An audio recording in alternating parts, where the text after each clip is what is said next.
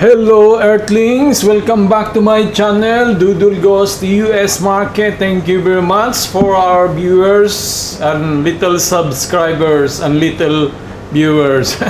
Here we are now again in our top gainers in the open market for Nasdaq and New York Stock Exchange. So if you are new to my channel, please don't forget to subscribe. So let's start.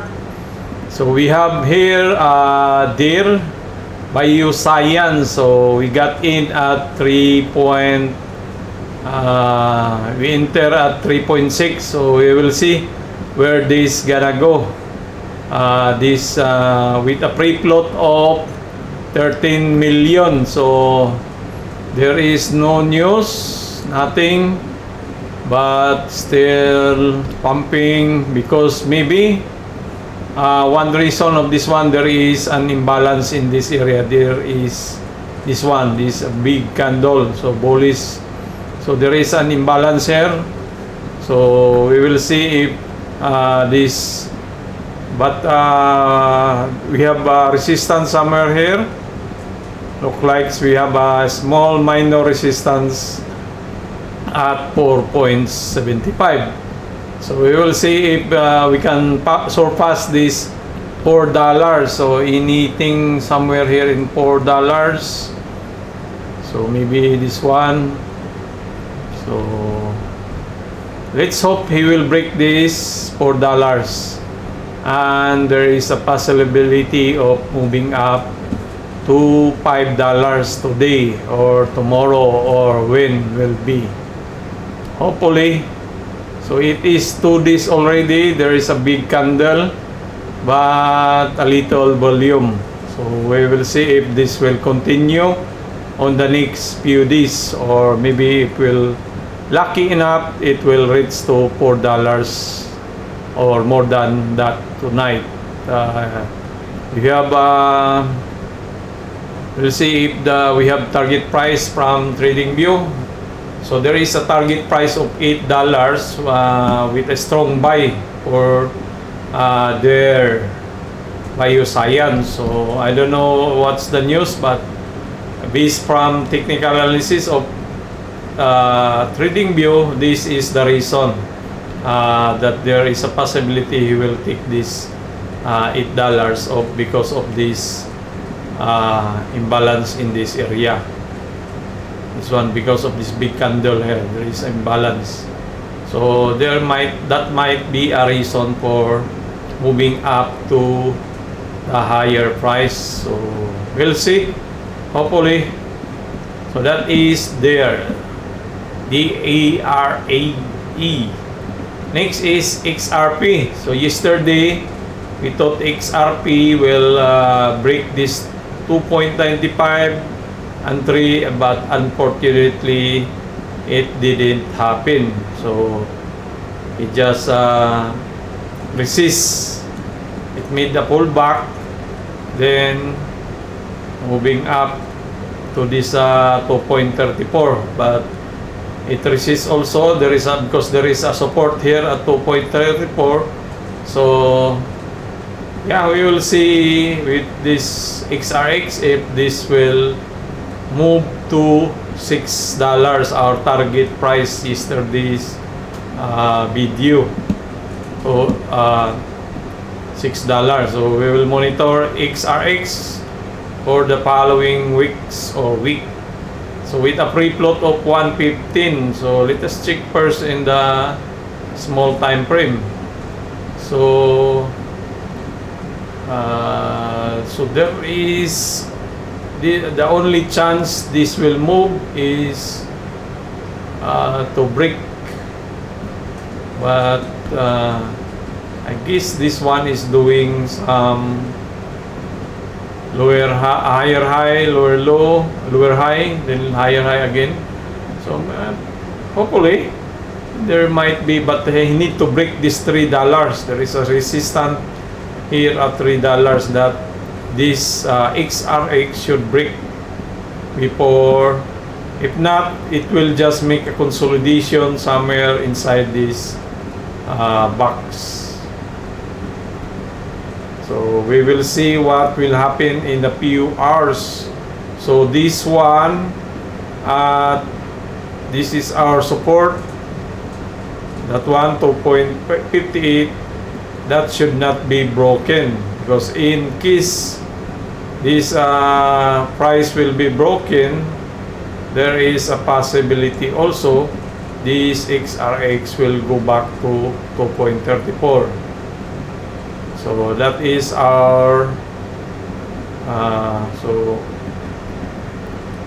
we will see where this XRX will bring tonight for us. So how about there? What happened? Oh, there, just move upward. So next is BZI. So BZIAI. So previously our target price also for BZI is somewhere at $6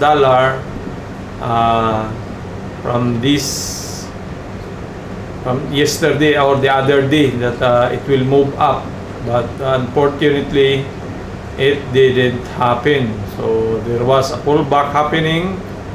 So let us remove those arrows. So there was a pullback. So hopefully if he will break this 2.5, so we have resistance at 2.5, he should break that one. If not, let us remove this kind of line. So this one should break this 2.48 to move up. If not, it will just move like this, and there is a possibility it will. So be careful. This is our support at 2.3 or 2.27, and the resistance is somewhere at 2.5. Once we broke this one, break this one, there is a chance it will go up high. So why we are using $6? Because of this sell order block somewhere here, this red one. The red one is our sell order block, which is it need to be liquidated. So we will see for the coming weeks. We don't know. Just be careful also. I'm not a financial advisor. I am just a dude trying to make some video for entertainment, to record my trading activities also, just like this there that is pumping up now. So next is in RGB. So in RGB, our target before is $6. I think we have somewhere in RGB, somewhere down here. Yeah, how much target in RGB? Anyway, but that is in RGB, our target price is $6, the last arrow here.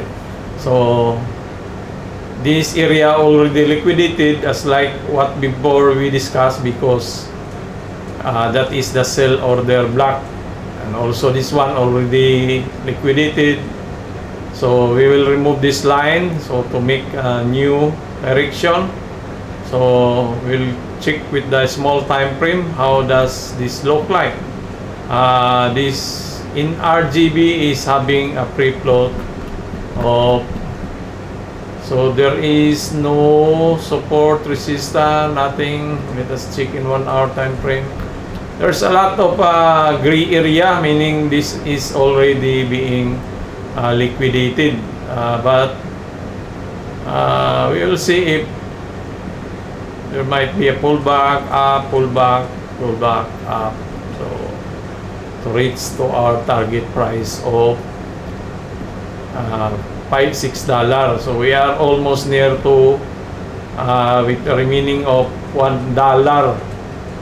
We are, so we'll just move this one, mark that is our last day. So we will move this one to this resistance here. So we will see if this will continue, and we'll move this. So congrats if you have. So it just made a double or a cup. So we'll see if this will continue to move up high today or tonight. So that is in RGB. Next is BRCC. So our new contender from Nasdaq, BRCC, which is breaking, it broke this resistance at 1.17 at moving up 1.6. So there is a lot of seller above. So there is, if you can see this red one, that is a seller that need to be liquidated. So there might be, price might be going back like that because of this seller. So we will see if we can hit this $3 for the coming week and weeks for BRCC. So that is our target. How about TradingView? Do we have any target from TradingView? Yes, 2.5. So almost the same because of this sell order block. And the pre-float for, how much the pre-float for BRCC is 104 million. That is a huge pre-float. So pre-float of 100 million. So we will see if we will reach to $3 for BRCC. We need another one for New York stocks. We're doing 3 by 3, 3 from Nasdaq and 3 from New York Stock Exchange. So we will check for one. Well, let us see if Abib, have we done this one? So let us see Abib, or yeah, there is no, only this one. So Abib is having a pre-float of, how much the pre-float of Abib? Pre-float of 15 billion. So that is a very huge pre-float. So 15 billion, or yeah, 15 billion. So the movement of this one is very slow, but it will give you a good profit. There is also dividends. This is giving a bit dividends, a stock dividend. So a big. So we will see if we will reach to this price level. We have a resistance here at somewhere at almost $4. So, and there is also another here. That one, 4.78. So we will see if this Abib will reach to $4 for this coming week. So maybe there is a news that is why. See, there is a news. The earning, so there was a news for earning, so I think it is a good news. So this one is doing what you call this, a bullish flag, this one. So